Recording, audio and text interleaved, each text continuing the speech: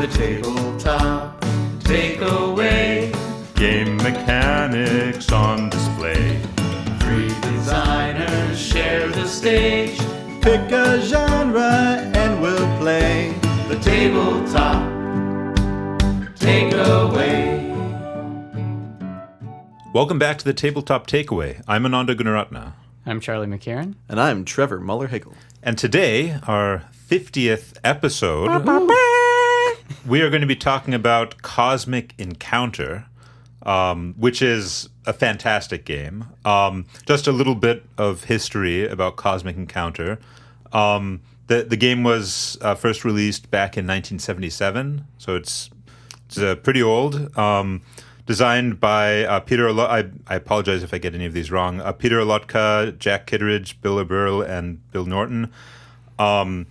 It is a pretty important game in game history for a number of reasons. Probably the biggest one that people think of is that it was really one of the games responsible for introducing the idea of variable player powers, because in Cosmic Encounter, everybody has a very, very different ability, a special ability that's theirs. And now you see that everywhere, but this was a very new thing back then. The designers said that a big part of their inspiration was that they were playing a bunch of Risk, and they designed Cosmic Encounter in part to address some of the frustrations they had with playing Risk, such as endless dice rolling and so forth. Okay.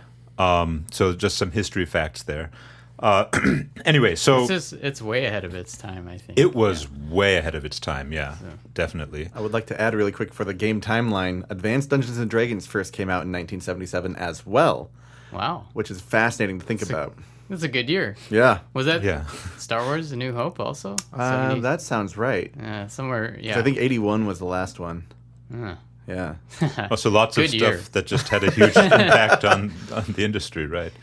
So right. But how does it work? Well, in Cosmic Encounter, each player is a different alien civilization, and you start out with 5 planets in front of you where all of your little spaceships are.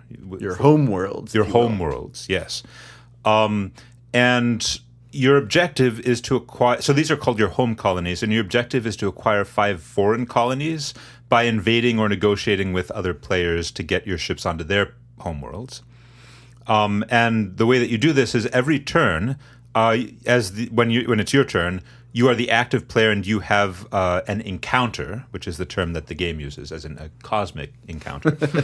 And there are a couple of steps to this, but basically you draw a card and it tells you who you're going to attack, which is important. You don't get to choose, generally. You decide which one of their planets you're attacking. You send some ships. You invite allies. They invite allies to defend them. So the allies also send ships. You each play a card and reveal the card. The cards will either be an attack or negotiate. If they're attacks, you add the number on the card to the number of ships. So like you play an attack 10 and you have 6 ships. That's a power of 16, right? And whichever side has the higher attack value wins the battle, and the other side, all of their ships die, and the winning side gets rewards. Although if you're the defending player, you don't get any rewards, but your allies do. Your reward is you get to keep your planet. Right.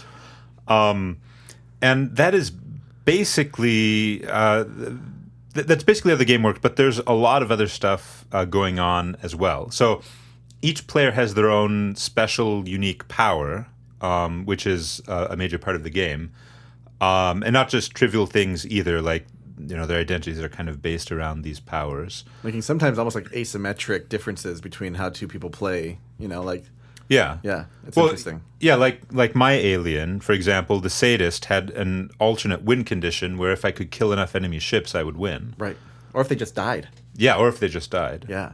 Yeah. And encourage war all the time. Yeah. And Charlie had that stupid auto win ability every time. If people have to redraw their hands. Yes. Well, yes. Sometimes these player powers aren't... Mine didn't actually even come into play because sometimes it's more the threat of this thing. We were also avoiding redrawing hands. Yeah. And sometimes they don't mesh as well with the expansions where you're drawing cards a lot more. And Trevor, your power was being Mine was weird. extra greedy. I had the power of greed, I think is what it said. And basically, I was able to manipulate getting more rewards for myself and less rewards for everyone else. And that could be tied to actual rewards for helping defend, attacking. I lose fewer ships if I died. Everyone else would lose more ships. And then the thing that actually won me the game, I had to get fewer foreign colonies than everyone else, and everyone else had to get more. And I snuck it in at the last little bonus I got, and we didn't notice. I was very stealthy. Yeah, but also announced that I was making a choice, kind of. Yeah. Oh, and I'm sorry, I forgot to mention negotiates, because that can be an important part. Mm-hmm. Oh yes. So I talked about attacks. Now there's also encounter cards that are called negotiates you can play. If both people play negotiate, they have 1 minute to make a deal, which can mean trading cards or trading planets or whatever. If one player attacks and the other negotiates, the attacker wins, but the negotiator gets compensation for each of their ships that they lost. They get to take a card from the attacker's hand, which is actually, I think, this is a really neat thing that they do this, because what it does is it makes feel bad moments feel less bad. It's like the principle of compensation, right? Yeah. Mm-hmm. Like you do something bad and the victim gets compensated by taking cards from your hand. Well, just like Junkernauts, Ananda's game, where if you lose a robot, you get to compensation and a tape. Yeah, you get a little monetary resource. Yeah, Yeah. I think this game also is just great about it was interesting hearing its history as inspired by Risk and how to make that better, because this game, really the goals are very clear. Get to X amount of foreign colonies, just 5, right? I think 5. Yes. And the planets are just, if you can visualize planets in front of you that have your ships stacked up, and people just attack those and remove them. And I don't know. It's. I was listening to the podcast Fun Problems, which I like, and they were talking about structure versus content games. Oh, sure. And how every game has some mix of that, but some are more structure, some are more content. And I would say Cosmic has so minimal structure, really. You could explain the game in less than 5 minutes and learn how the base game works, but then you add in all the special powers. We played with tons of expansions, and so it's probably 6 players too, so it's a lot of different things happening all at once. And you want to have everyone read all their special things, because that's a huge part of the game. So that probably took us 30 minutes just to read and learn all the powers before we actually started the game. The extra expansions added to it a little bit. For sure. Yeah, we maybe had a few too many expansions added into our game. But it's nice because I wasn't really able to use my alien power, but I was able to use my planetary special powers. Were super fun. So yeah, and it created a nice mix of sometimes your new little expansion powers were actually complementary to your core power, like Ananda had, where he was able to make people discard more armies. Oh yeah. In a failed negotiation. I was like, oh god. That was definitely just a feels bad moment for the negotiators. Only because I forced the negotiation to fail. Yeah. And then Ananda won. Yeah, and then that. You guys just.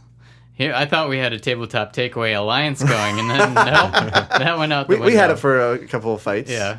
I mean, this is actually one of the really cool things about the game, which is that the alliances shift so much, and this is another one of those things, one of these principles for avoiding feeling bad in a game that is fundamentally about attacking people, because you don't decide who you attack. You draw a destiny card, and then it's like, okay, well, I have to attack you. It's not my choice. No hard feelings. Yeah. And there aren't any hard feelings. And then you can negotiate, too. Yeah, it's obvious to everyone that you're not picking on someone. Right. Yeah. The game told you had to attack them. So when you attack them, it doesn't feel bad, which I think is brilliant, really. Yeah.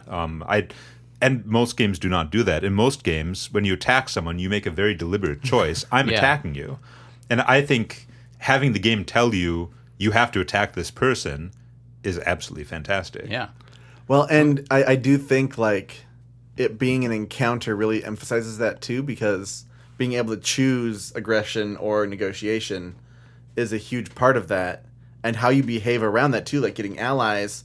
Do you tell your allies that you're negotiating so they don't like, try to put or resources into the fight?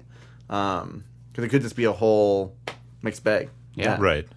Yeah. Well, and thinking about like Risk, you just got me thinking now, like how these designers were playing Risk, and Risk has that in a different way. It's like your location really tells you who your enemies are. Right. Like if you're Australia, your enemy is Asia, because that's the only way out in the old version, anyways. So, yeah, but it's nice that you can. Yeah, these alliances are shifting, and you can actually team up. You can always almost target everything too, as long as like that Destiny card aligns with what you're trying to do. Mm-hmm. Like, you don't have to choose the first planet; you can choose any planet that they have. Yeah, and so that could even be an uninhabited planet that was destroyed earlier or attacked earlier, and it's like, oh great, I just can move there pretty much, unless they try to do something else. You still have to fight them even if it's uninhabited. Right, but they're less likely to try to defend it if they don't have any loss, right? Mm-hmm. Sure, yeah. So you're able to kind of be more strategic about what you choose. Which is kind of great. Well, and this leads into, I don't think we said what our series is yet for this. Right. We should say that. Hey. Yes. As you know, we do a 4-episode series on a specific genre, so we thought semi-cooperative games would be a good one. Right.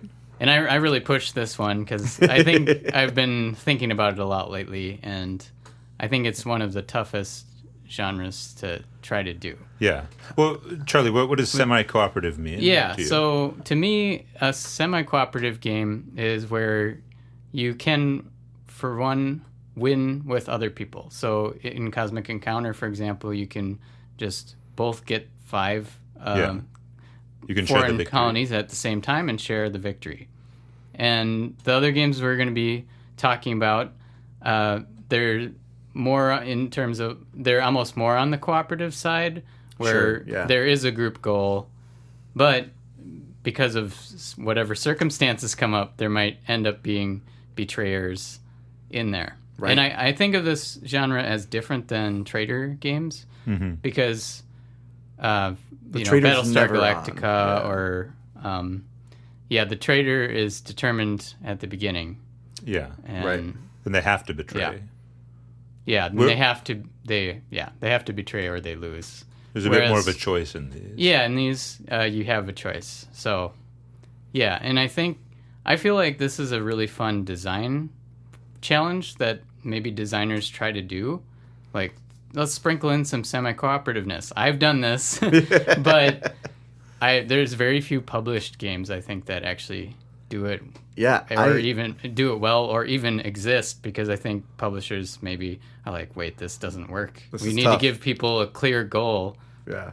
Or they're just confused. Yeah. Admittedly, I had a hard time finding a game that fit like these definitions, especially without including trader games. Right. Because it's like, man, other than like what we're talking about, I don't know much else. Yeah. So yeah, it's really fascinating. Yeah. Yeah.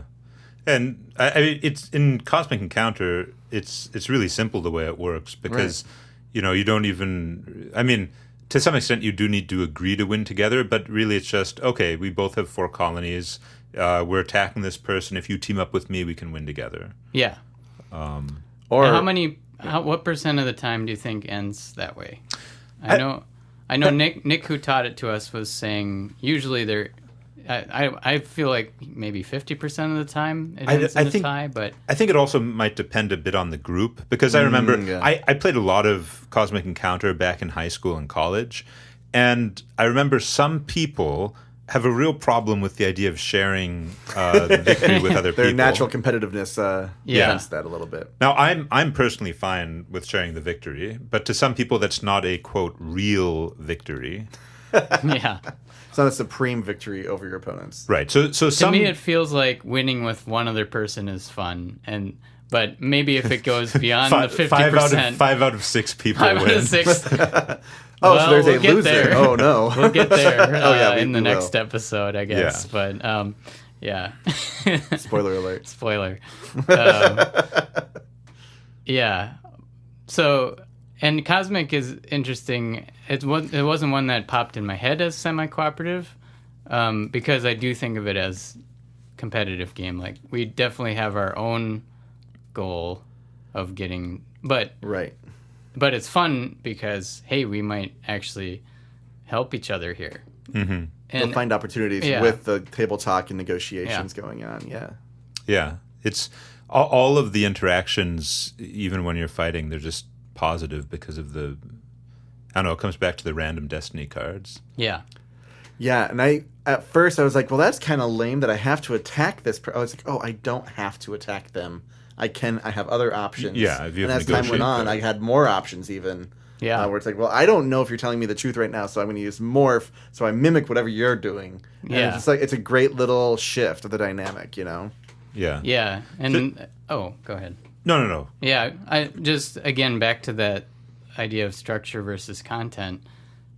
The structure, if you just heard how it works, it would be a pretty boring game, but because of the cool content like morph cards and Right. this game has an insane amount of content I'm very impressed by the designers. The number of aliens alone. Yeah. Yeah. Though Well- they've had like 4 decades to work on it, I guess, or 5. Yeah. There's a website How- called Almost 5. There's a website called The Warp, which has been around since I was a kid. It was around before I got into Cosmic Encounter, very old. And I think it's got like over 2,000 aliens on it. It's just Whoa. it's a Cosmic Encounter website with tons of content. But like fan content or? I think there's some fan content, but also just a compilation of all the official content over the Wow. years. So there's a lot of Cosmic Encounter, even beyond what's been published in the most recent edition. There have been many editions. Also, speaking of content, one thing that I don't know, I have so many takeaways from this, but maybe Start us off, yeah. so flares. So in Cosmic Encounter, there's a certain type of card called a flare. A flare is the way it works is each flare is associated with a specific alien. And if an alien is in the game, its flare is guaranteed to be in the deck. You set up the deck beforehand by shuffling in a couple random flares and then each of the aliens' flares. Each flare has a wild effect and a super effect. And once per turn, you can reveal a flare from your hand. You normally don't have to discard it. You can just reveal it to use its wild effect, which is generally something that is somehow thematically tied to the alien's power. So, like, you know, maybe there's an alien that eats planets, and maybe you have a flare that lets you blow up a planet or something. Sure. But then the super effect, you only get to use if you are that alien, and it's something that enhances your alien's power. So, for example, my alien really wanted to kill enemy ships because I had that alternate win condition, and my super flare allowed me to kill more ships when my side won in combat. Oh. And what I think is really cool about these flares, and maybe I'll make this my takeaway, is just having a fragment of somebody else's power in a game with asymmetric factions is so cool. Like, I'm in the game, you're in the game, you have your alien that does its unique thing, and I can use a fraction of your power because I have your card. It really makes you more aware of the other factions in the game. And I've seen this in some other games too, and whenever I've seen it, it's just a really cool feeling. Like, for example, let's see, what's like in Root, there's the hirelings, which are like NPCs that have a variant on the related faction's power, but that's only when the faction isn't in the game. Or like in what's another example? I think in Arcs, which in the Arcs campaign mode, your player faction introduces some cards into the deck that other people can potentially gain a hold of and use. Okay. So I think my takeaway is that if you're doing an asymmetric game, or at least a game with variable player powers, finding some way to give other people a way to take a portion of another faction's power and use it Another example, Dune, by the same designers as Cosmic Encounter. Oh, okay. Dune is a really cool example because in Dune, when you ally with someone, you have special alliance powers that your allies can use. So, for example, like the Bene Gesserit have the voice where they can command their opponent to play a card. And if you're allied with the Bene Gesserit, you also get to use the voice to make your opponent play a card. Okay. So it's really cool because depending on how the alliances shift, you have different combinations where people are empowering their allies. So my takeaway is just, if you're making a game with variable player powers, find a way to share them. Especially in a Sure. semi-co-op where that could also go away again, too. Yeah. That's really interesting. Yeah, just having little fragments of power floating around. Yeah. Or Yeah. doled out through alliances or whatever. Oh, that's really interesting. I'm thinking now about Rising Sun is a fun game with alliances in it. And you actually like put your two pieces together. They're like a yin yang thing Oh, sure. to show your alliance. And it might be broken at some point, but that physical thing. And in that game, sometimes you think about like whose player power would I least like to go up against? And then it's like, okay, no, I want to be on their side. That You sounds don't pretty cool. actually get their power to use, but Right. it's like, okay, now that we're a team, you kind of You kind of have to not hurt me. yeah. Yeah. I'm sorry, I just thought of another example. Oh, sure. Spirit Island. Well, of course. In Spirit Island, a bunch of the spirits start off with unique powers that give some boon to another spirit. Oh, sure. Oh, yeah. Like, for example, Green, the proliferating forest spirit, Oh, of course. Yeah. who's really good at putting down presents, has its infamous ability to let someone else put down presents. Or Well, and that one gives you the extra good feeling of, oh, I'm giving you this power Yeah. to use too. yeah, that's like a really common thing. I think almost most of the spirits have some sort of boon that they can use to help one of their allies with something that's thematically tied to their own power. Yeah, and for a full co-op, that makes a lot of sense. Like, you really want to be able to spread your power to other people. And I like that in Cosmic Encounter, you're actually able to take that power from someone Right. else. If you can get your flair from them. Right, if you can get your... Yeah. It's really interesting. Yeah, I like being able to shift those around to other people, or, like, even use them as trade. If you have someone's flair, that's a huge bargaining chip for that person, potentially. Right. So, yeah, that's good.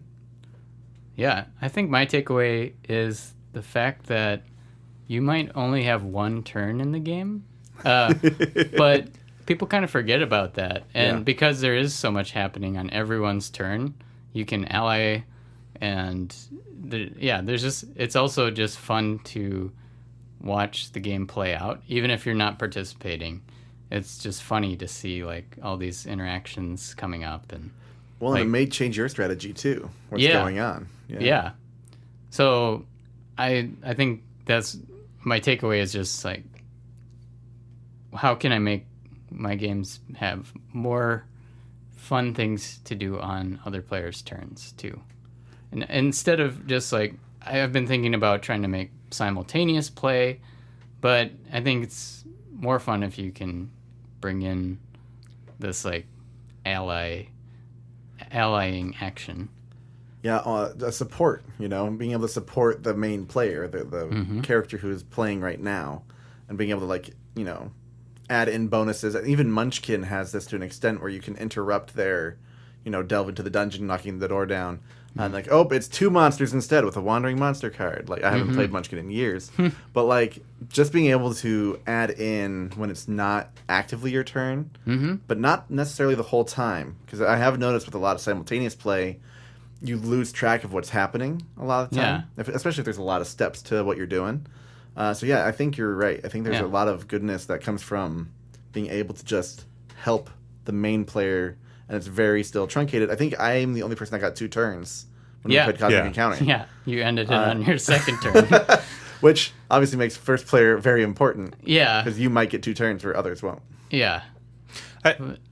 I mean, yeah, I think another cool thing actually about the alliance system is that alliance allies they participate, but they don't actually have to do that much. They just decide how many ships they're staking. Yeah. It's kind of like, they're gambling on which player's going to win the battle, putting in their stakes, but they don't actually have to do anything. Right. But it's still fun for them because they have a stake in it. And they might get a reward for it. Yeah. Yeah. And you do have reinforcement cards you can play that are special, like plus some number. I had a to add plus in. 4 almost the entire game, and I never used it. Yeah, I didn't use mine either. The nice thing with them is you can add them in after the fact, so you can feel a little special. Like, yeah, I got these reinforcements for you. We didn't need them though, so I guess I'll just hang on to it. My first 2 encounters, he had a plus 30 to his attack, so I had a a rough time overcoming that. The numbers in this game are wild. Yep. Yeah. Sometimes they go negative. Yeah. I don't know.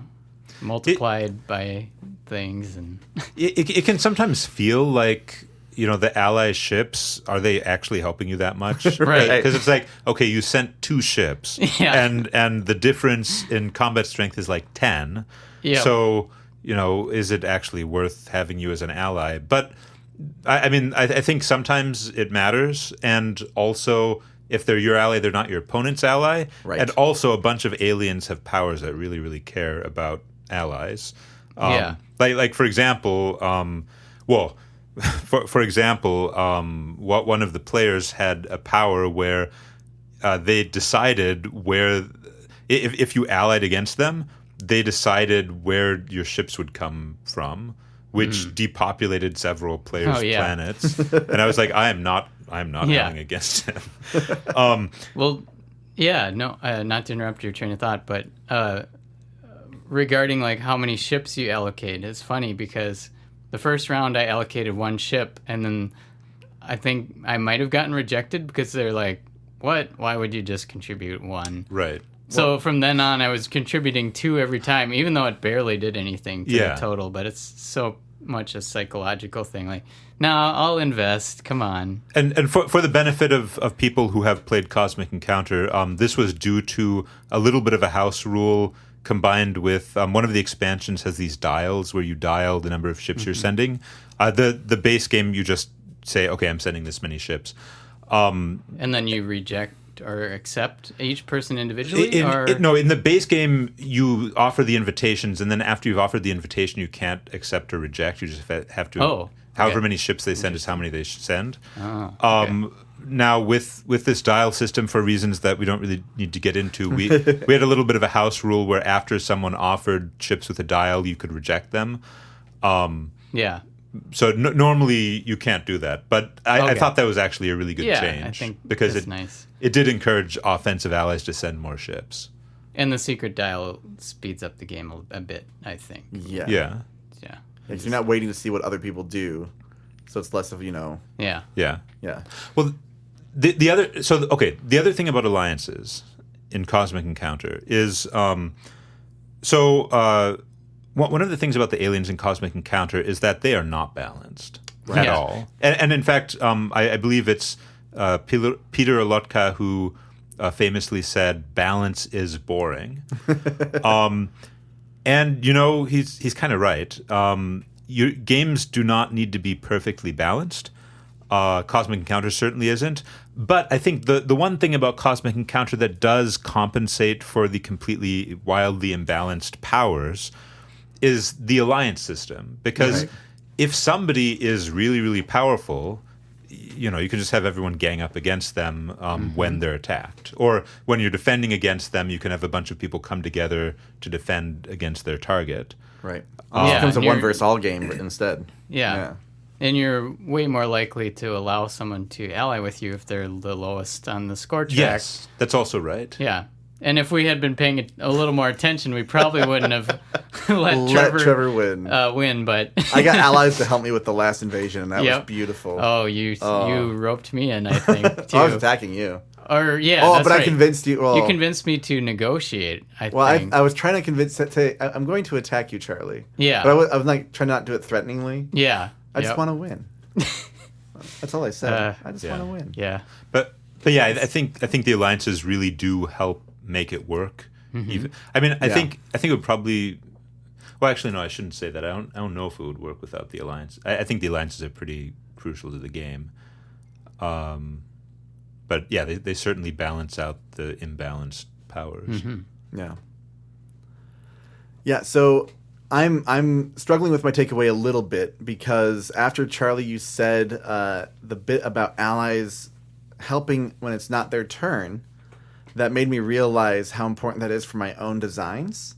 Because I'm really trying to lean towards simultaneous play co-op style games, and that gets chaotic, and people they can't track what other people are doing, and I really, really, really like that part of it now, because it's like, if you can do a little bit on someone else's turn, just like probability farming, you get a little bit of the action or a follow action in a lot of other games.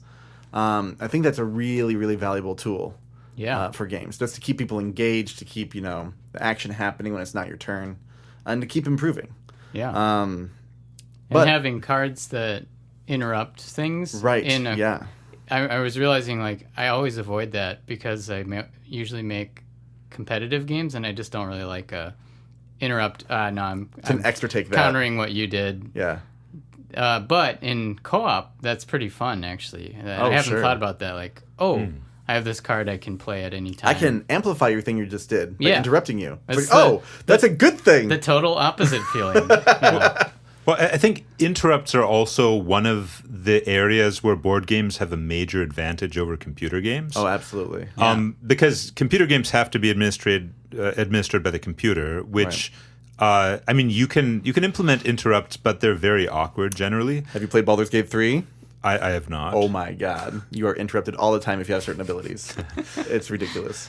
But the cool thing in board games is that because the players are managing it, you can easily retcon anything. Right.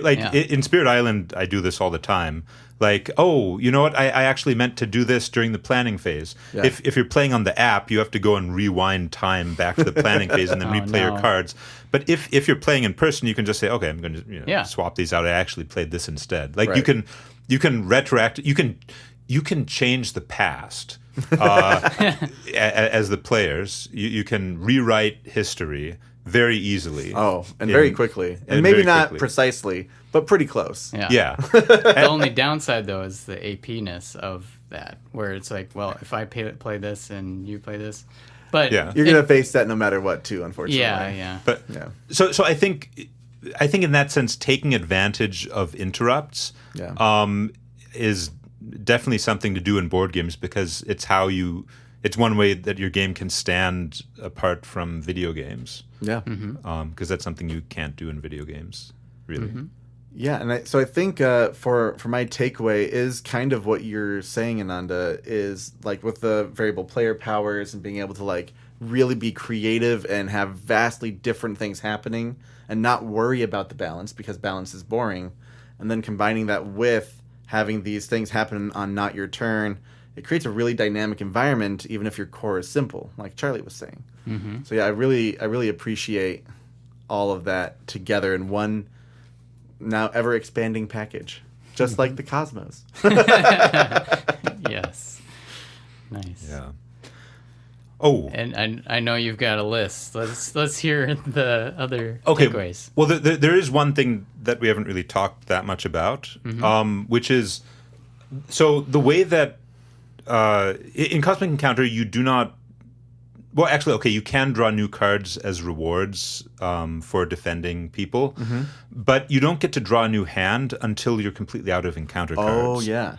Which means there may be some encounter cards in your hand which you have to play even if you don't want to. Like a -4 to attack. Right, exactly. Ooh, yes. I had one of those. And this... and finding ways to get rid of those is actually really satisfying. There's this one alien called the Philanthropist, which is, I think, one of my favorite, which is because its ability is just you can give away cards to other people. And if you've never played Cosmic Encounter and don't know much about it, this doesn't seem like a great ability. But when you've played Cosmic Encounter you've experienced, okay, I don't like any of these cards in my hand. I want a new hand, but I have to play these cards or find some way to get rid of them. Then you realize, oh, this is actually a pretty good ability. Just give these away. And I think I may have mentioned this on previous episodes, but I think there's something really compelling about, as a player, getting rid of liabilities. In fact, I'm starting to think that, like, all other things being equal, if you have a liability and an asset of relatively equal importance, Sure. Getting rid of the liability feels a lot better than gaining the asset. Like, I see what you're saying. Cleaning up the trash. right, cleaning up the trash feels better than, getting cool stuff. Yeah, so if you're looking at, just because I was thinking deck builders when you're saying assets Right. and liabilities, Yeah. if Yes. you get a gold versus lose a -1 gold, Yeah. why do I have a -1 gold in my hand? That's terrible. Yeah. That doesn't exist. Yes. But, like, getting rid of a curse. Yes, getting It rid of a makes curse. your Oh. whole deck feel better. Yeah, Yeah. getting rid of a curse feels better than gaining a gold. Or gaining an estate. Yes. This is I'm actually this is very pertinent to a design I'm working on too. That was inspired by Scout, where in that card game you can't adjust the cards in your hand, and what you want to do is like get cards out of the middle of your hand so that the different pairs can get paired together. Then you can play a pair or triple. Yeah. So you're like cleaning out your hand of the crappy single cards. Sure. So yeah, that is a good feeling. Yeah. Cleaning And and even organizing. better if you're cleaning it, but you can actually use it as a thing to play too on its own. Yeah. That's what I'm toying with. Oh, yeah. Yeah, yes. Even better than getting rid of a liability is turning a liability into an asset. Yeah. Oh, yeah. By giving someone a crappy card Yeah. as the philanthropist. Yes. Yeah. Yeah, I think I don't know why it is. I guess one theory is that, people have an innate affinity for narratives, and like the narrative of overcoming an obstacle Oh, yeah. is Sure. a pretty compelling one, right? Like, oh, I had this problem, and now this was a challenge. I had this issue, and now I've overcome it. And I now had this I'm thing taking me backward. Yeah. And now I'm pushing forward faster. yeah. Yeah. So That's cool. yeah, Because most games you just think about, oh yeah, you got to let people gain stuff because yeah. they'll get dopamine hits or whatever from gaining stuff. But Overcoming liabilities. Yeah. Yeah, That's interesting. I've been moving this way a little bit. I mean, with my game Sprocket Forge, a major part of the game is your factories produce pollution, and you have to get rid of it. Yeah. And And if you can get rid of a lot of that on your turn, you feel pretty good. yeah, yeah, So, Awesome. cool. Well, that was a great 50th episode, I think. Guys. Nice and short. Yeah. We got to get to 50 minutes. No. Oh, yep. I don't think we'll get there. We're now going to have 30 moments of silence. 30 minutes of silence? There we go. 30 moments. Ooh. Yeah. Well, cool. Well, tune in next time for Galapagos. hey, thanks for listening to the Tabletop Takeaway. This podcast is made possible by listeners like you. So please tell your friends and visit our website at thetabletoptakeaway.com, where you can suggest games and mechanics for us to cover next on the show.